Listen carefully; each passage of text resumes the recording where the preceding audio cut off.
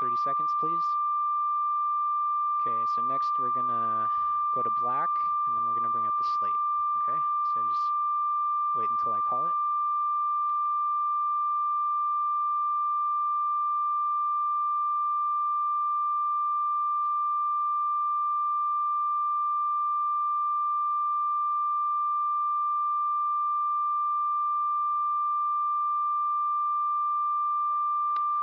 All right, 30 seconds. Let's go to black. Let's bring in the slate. Okay, 10 seconds of this. And then let's get VTRA ready. Yep. 10 seconds. Lose the slate. Let's start on a black. And let's stand by VTRA. VTR, can I get a confirmation that we're speeding? Yeah. Okay, we're speeding. All right, this is it, guys. Let's roll VTRA. Take VTRA. Okay, stand by for camera 2 on the floor. Okay, we're gonna come in 30 seconds.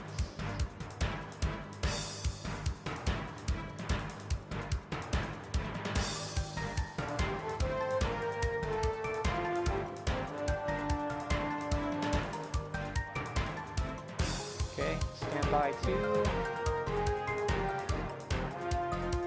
Take 2, mics, cue 'em, CG in. Thank you for joining us. I'm Anna Reyes. Welcome to this week's edition of SAC News. Okay, I'm Matt stand by Arriaga. VTRB. During the semester, students have had to suffer through traffic on Bristol. Roll VTRB. Reporter Katie LaCurry has more regarding the construction and traffic. Take VTRB. The Metropolitan Water District is making upgrades to the water main that runs Up underneath next, Bristol. The OC feeder line is the main water source for the northern part of the county and runs through Anaheim, Santa Ana, Costa Mesa, and Newport Beach. The pipe was originally lined with coal tar in the 1940s, and the Water District plans to reline the pipe with more durable mortar lining. Javier Garcia is a mechanical engineer on the project. The equipment that can go in is running at about 500 feet a day. They can go in and abrasive or do the water jet blasting 500 feet a day. So that's kind of the pace. Once that goes in, then you got the next phase, which is the welding phase, welding every joint. Once that's completed and inspected, then the next phase is the final lining.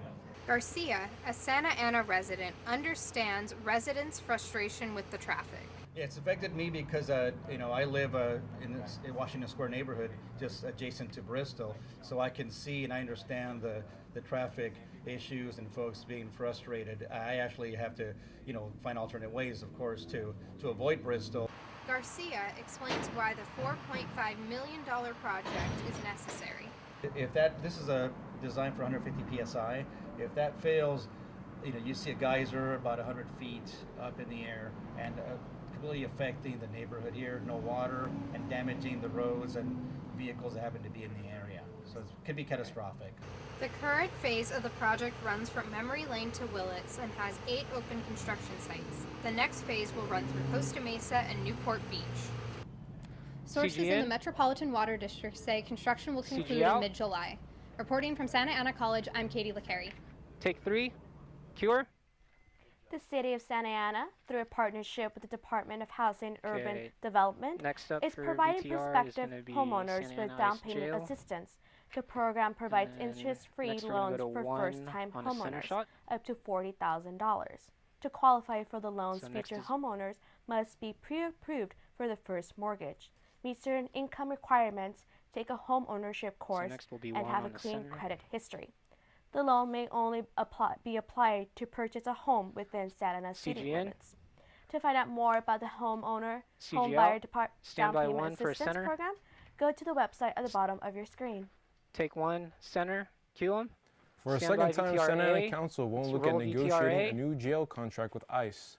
U.S. Immigration and Customs Enforcement's contract with Santa Ana's jail has been put aside temporarily.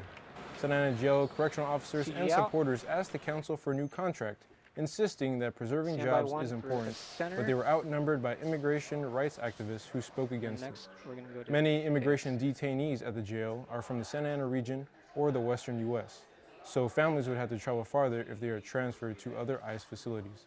A city councilman tried Monday to restart talks for a new agreement, but fell short on a 3-3 vote. Stand by 3 for over the shoulder.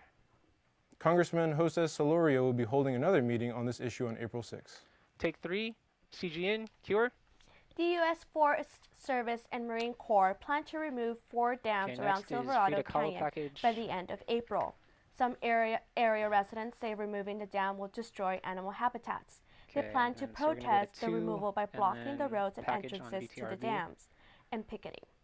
The structures are more than 40 years old, and the Forest Service insists they are beyond repair. Officials say the dam removal will continue as planned despite the protests. Take 2, cue 'em. An iconic painter's life story is on display at the Bowers Museum. Roll VTRB. Reporter David Krell has more. Take VTRB, CGN. It's being showcased at the Bowers Museum. CG out. It displays over 240 photographs of the painter from a few well-known photographers of the time.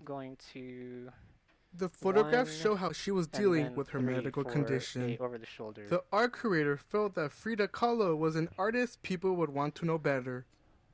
So I think people that are Frida fans always have some kind of connection to her. But the unique thing about this exhibition is that it's her personal photograph collection. So it's like her scrapbook or her Instagram account.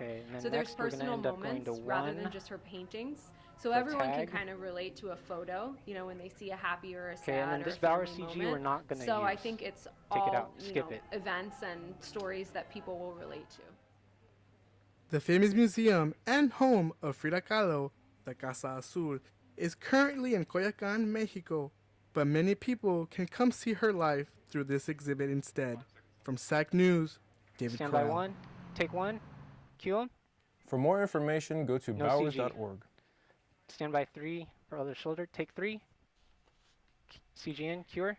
Despite the urbanization of Santa Ana, some of the area's natural wetlands remain.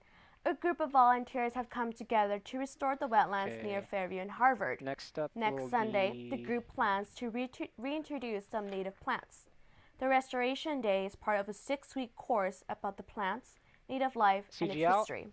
Organizers hope some of these volunteers will become leaders for wetlands nature walks. If you want more information on this project or others like it, contact David Stephen at the email at the bottom of your screen. Take 1. CGN, cue 'em. Bookmark your calendars. The Santa Ana Library is hosting a Children's Day. You can bring your little bookworms by on April 22nd for free books and story time. Besides the books, there will also be a rock wall and Lego station. Next up, we're going to have Children's Day will highlight the importance of science, technology, engineering, arts, and math, and include a 3D printing demo and a slime creation station. Children's Day will run from 10:30 till 3 p.m. 3. Wait a minute. CG out. Take 3 on a center. Cure. Kindergartners got to come to Santa Ana College to find out what higher education is all about. The event is called Kinder Caminata. Hundreds of students got to see just some of the many programs offered on campus, including firefighting, martial arts, nursing, and child development. Organizers say they want kids to see for themselves all the possibilities that college can offer. There was also information about the Santa Ana Promise, a program that guarantees free tuition to graduates of the Santa Unified School District. Go to sac.edu for more information about Kinder Caminata and the Santa Ana Stand Promise. by 1 for center. Take 1. Cue. The Discovery Cube is hosting Bubble Fest beginning April 1st. The festival will include bubble scientist and performance artist Denny Yang. The main attraction is a 45-minute mega Bubble Fest laser show. The event will also include water spheres, a bubble zone, and other educational bubble experiments. Take CG. Go to the website for more information about this year's Bubble Fest and other attractions at the Discovery Cube. On a center. Take 3. Cure. This past Saturday, Memorial Park was Party Central. And it was the site for the 4th annual party in the park. Professional dancers were center stage, joined by some tiny dancers. Local middle schools were also part of the party, with performances by the dance groups and Coast Guard. Families were encouraged to come out and bust a few moves. Away from the dance floor, there was a mini skate park. Organizers say the event was meant to promote family togetherness and other community volunteer opportunities. Let's re-cue A. Hang on, we gotta take 3. Wait, take 1. Cue them. And that means it's time for the Japanese Cherry Blossom Festival at the Bowers Museum. The festival will showcase Japanese culture and history through music, dance, and art. The event will also include face painting and other interactive activities for the little ones at the Kidseum. The festival is April 2nd. Admissions is free for all Bowers members and residents of Santa Ana. Visit the Bowers website for more information about the Cherry Blossom Festival. Okay, stand by 2, take 2. Cue them. Katie Lakari is up VTRA. Next with sports. Plus this. Roll VTRA. Take VTRA. I'm Santa Ana College news reporter Rudy Garcia here in Phillips Hall, where the musical talents of 2 colleges are combined together for Spring Spectacular. Stand by VTRB with a PSA.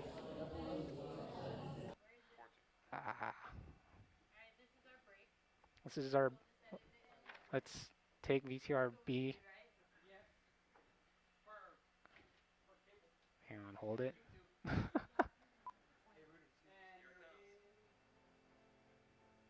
Take VTRB. Part of the reason why I chose online classes was because it We're gave me the ability to on plan my study schedule around my busy work schedule. Okay, so after this, we're going to go to camera 1 I am for a mother Katie. of 3 kids, and they have a very busy lifestyle, so I have to be able to attend to that.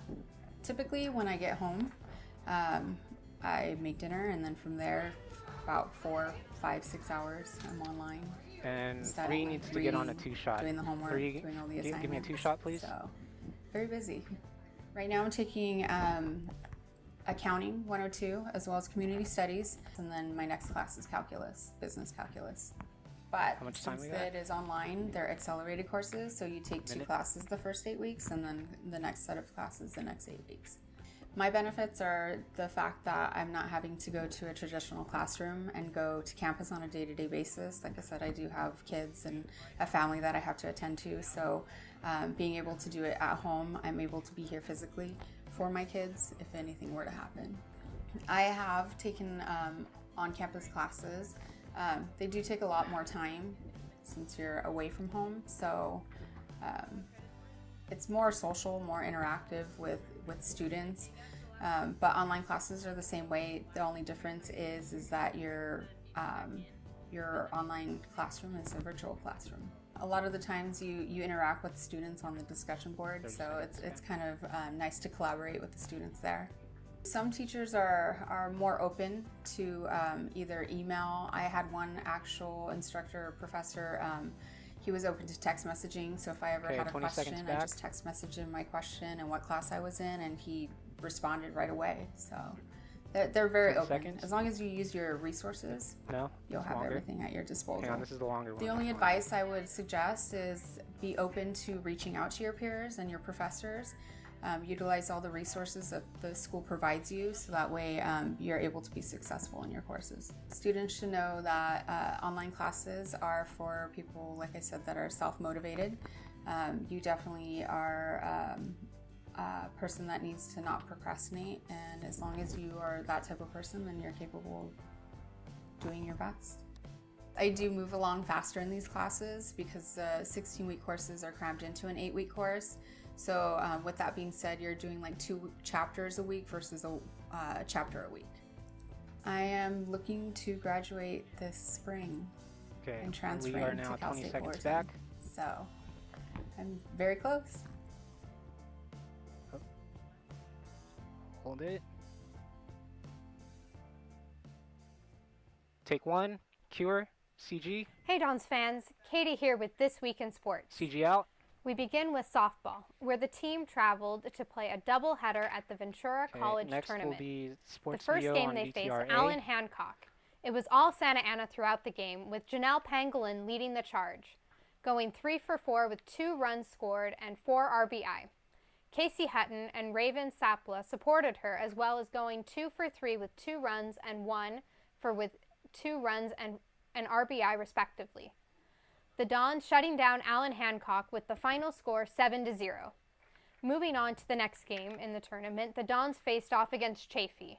It was a pitcher's duel between the Dons' Celeste Hernandez and Chaffee's Marissa Mendoza until the 5th inning, when Casey Hutton started the scoring rally, leading it off with a triple and driving in 3 runs in the inning. Janelle Pangolin also tripled in the inning, driving an RBI. Megan Kraft scoring. Santa Ana finished the inning scoring 5 runs. Santa Ana defeated Chaffee with the final score of 8-2. Now in baseball, on Friday, the Dons ended a 3-game series against Golden West College. The Dons took the first 2 of the games of the series, looking for the sweep. Take VTRA. Starting pitcher Dave Armstrong began the game strong, striking out for the side of the first, but he could not maintain control, giving up 5 runs. On offense, Nathan Flores earned an RBI, driving in home Derek Riley and Eric Leaf. Golden West did not let up, scoring all 8 runs. In the middle innings, Santa Ana could not rally and lost the final score of 8-3. Stand by 3 for a 2-shot. That wraps up for this week in SAC Sports. Matt, Anna, back to you. Take 3. Cue 'em. Before we go today, Santa Ana College students and staff were treated to a concert. The Spring Spectacular was a collaboration between Santa Ana College and Santiago Canyon College. Reporter Rudy Garcia heard about the experiences of an older student and a younger one. Take VTRB. CG in. CG out. Some people will always be studying. I was always in the bands and in the jazz ensembles. And I really can't remember a time in my life where I wasn't a student of music. For Dr. Brian Kellenbach, always being a student led to a 25-year career in music. And he's grateful for the opportunity to work at Santa Ana College. Reset 2 to 2-shot, I'd have to say that teaching is a sort of an equal love of mine compared to music. Next will be VTR. For tonight's Spring Spectacular concert, he had a special homework assignment. But before that, we're going to go to 2. I was looking to write a piece that was uplifting, inspirational, 2, let's fortifying. I felt I needed to write a piece like that. That inspirational piece was played by the Santiago Canyon Community College Orchestra. Have them move in a little bit. Conducted by Dr. Bin Vu. The concert also featured the talents of other music teachers, like Dr. Jungwon Jin. Okay, and let's get a bump shot on 3. 3, give me a full wide. For Kellenbach, it's the students that kept him here. Full, all the way. Zoom out, all the way, full wide. Is a continuous inspiration. All right. One of those students is taking on some of his teachers' more inspirational notes. Because I get so inspired by what he's playing. Gutierrez has some inspiration for students as well. Just don't give up. Don't give up and don't listen to what people have to say. If you like what you do, do it. From Phillips Hall, Rudy Garcia, Santa Ana College News. Take 2, cue 'em. That's going to wrap up this edition of SAC News. Thank you for joining us, and don't forget to check out our Facebook, YouTube, and Instagram. We'll see you next time. CG out, roll VTRA. Let's go to 3 for a full wide. Take 3, full wide. Roll VTR. Audio up on VTRA. And roll credits. Roll credits.